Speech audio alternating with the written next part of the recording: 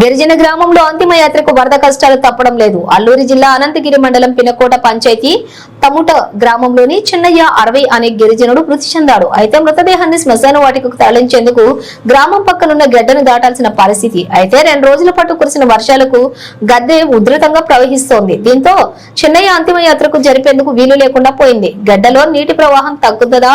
ఒక రోజు పాటు మృతదేహాన్ని ఇంటి దగ్గర ఉంచి మరీ జరిగిన గిరిజన ప్రజలు వేచి చూశారు. అయితే వర్షం ఏకదాటిగా కురవడంతో ఫలితం లేకుండా పోయింది.